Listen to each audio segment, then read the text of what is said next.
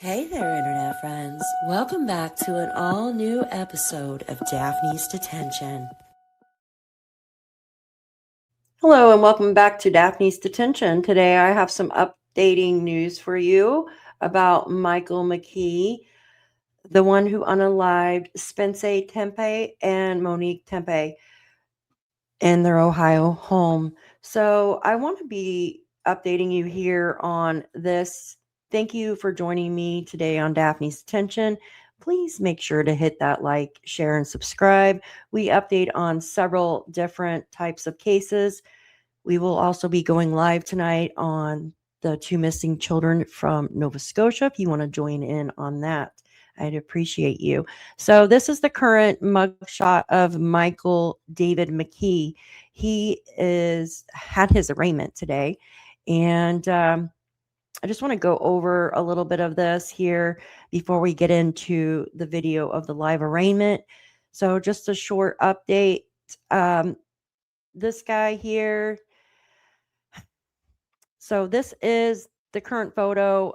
This was the other photo with the glasses on. So they took 2 different photos here. And this confirms that he was transferred from Illinois over to Ohio a couple days ago. Now, they did it kind of silently because they didn't want there to be a big uproar. You don't know if someone is following them and something could happen.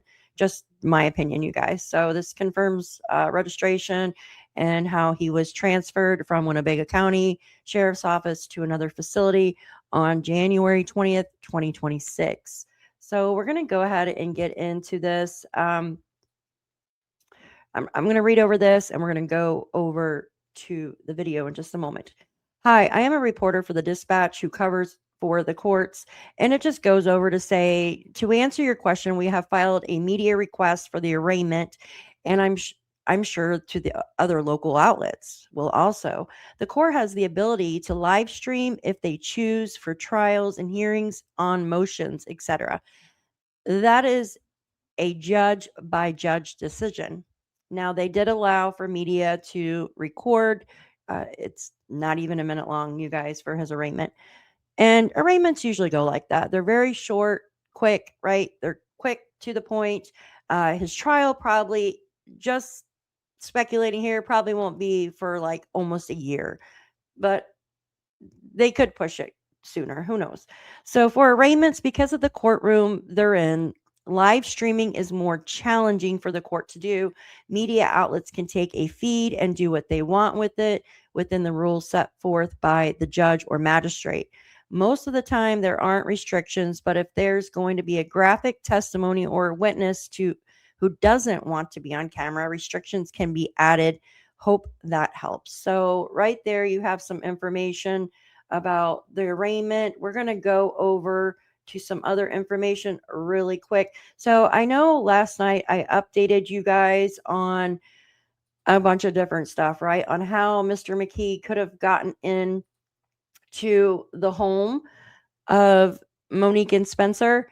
And we were talking about how Nancy Grace had mentioned that he must have got in through, there's a basement window, right? And we showed that on the show last night. So this hasn't been confirmed by police yet. I am mentioning it. Nancy Grace, she is a big time like true crime follow, so she might have an insider's knowledge. Who knows? But like I say, it's still speculation until it comes out by the police.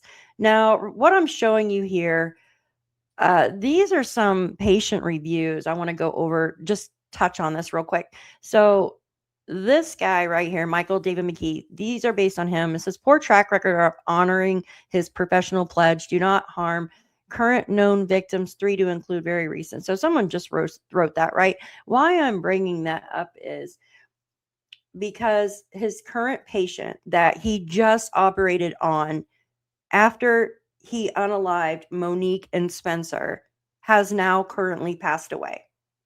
So now his track record is 3 people now, guys.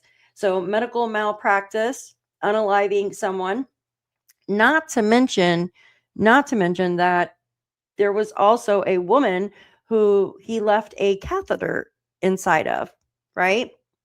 and the catheter sheared off inside this woman. So if you watch my video from yesterday, I will post the link to the Daphne's detention episodes up in the left-hand corner at the end of this video. And we go through all of that, and I read over the medical malpractice information. I also go over how difficult it was for the process server to serve this guy, right? It shows a whole list and dates of every time they try to serve him in Las Vegas, and he kept dodging them. Michael McKee kept dodging the process server. So, wow. So, someone wrote, makes house visits, went in for surgery, came out like I've been in the wrong end of ballistics playground. Some surgeons use scalpels. Mike brought some heat to sutures fight. Great bedside manner, though. Yeah, I wouldn't want this guy working on me. I'll tell you what. Especially after he unalived 2 people. It's very difficult. Okay, we're going to go over to our video here. I hope you guys are enjoying my short video, and let's get started. So this is a very quick arraignment trial, you guys. Like I said, he probably will not get a full trial for almost a year. Now his attorney, let me show you something real quick. So he did get a new attorney. I don't know if you're updated. We also spoke about that last night as well. Let me just show you this new attorney here real quick before we move on to that short clip. So this is his new attorney here. She has done a lot of big time cases, right? Michael McKee has hired a private counsel, Diane Menashe, and this is just a little bit of background about her.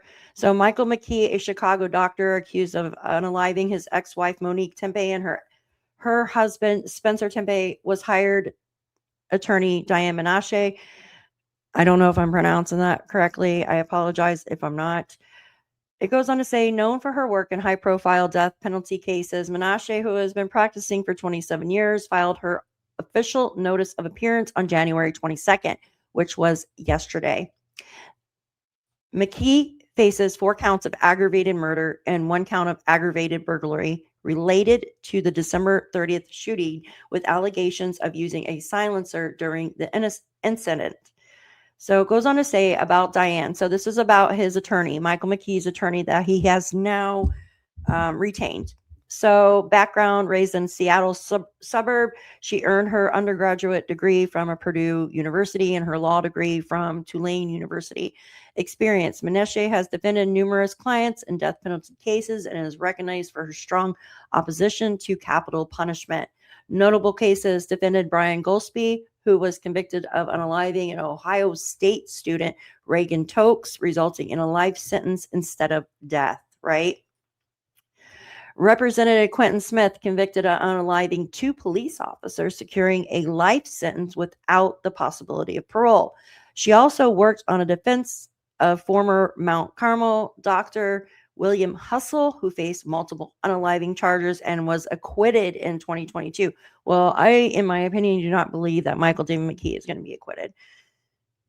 Menashe is known for her relentless approach in court and has taught at Harvard Law School. Her reputation is built on her thoroughness and ability to engage juries effectively. So that's just a short background right there, you guys, on Mr. McKee's new attorney. Let's go to our short arraignment, not trial, video, and we will probably end with that. Give me 1 second. Let's pull this up. So, like I said, very quick. Make sure the volume is up for you guys. I'm going to turn on the closed captions so you can see that as well. If I can find the closed captions in here. There we go. All right.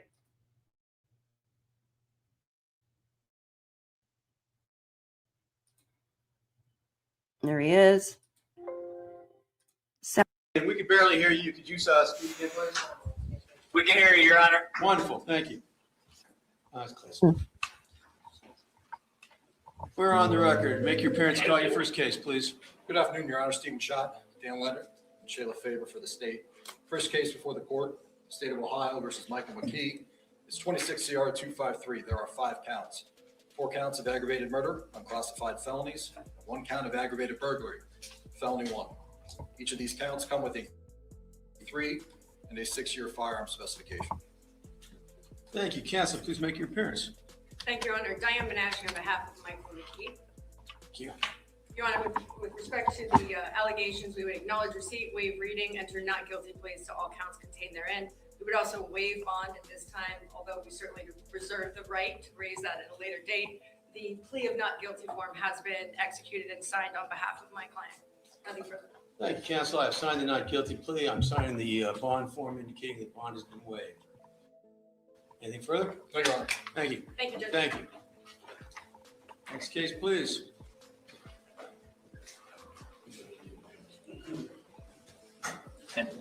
I gotta go someplace else. No, thank you.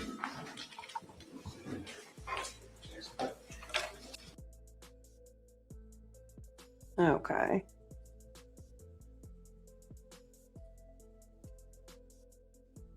Okay, you guys. So, short video. That was his arraignment today. Very quick. Now, the trial will definitely be a little bit longer, and we're probably going to have to wait a while for that. What do you think?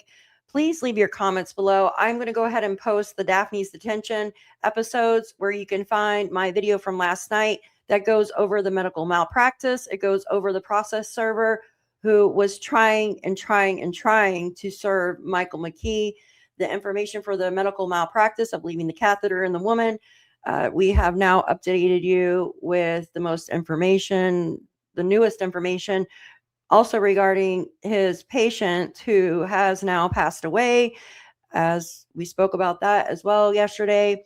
And we did go in depth about the how Mr. McKee, after he unalived Spencer and Monique, went to do surgery on somebody. He didn't finish his charting, and right there should have been a red flag. This guy is a monster. I'm going to call it as what it is, right? So I appreciate each and every one of you for joining me on this episode of Michael McKee with Daphne's Detention. And I'm your host, Daphne. Have a wonderful day and take care.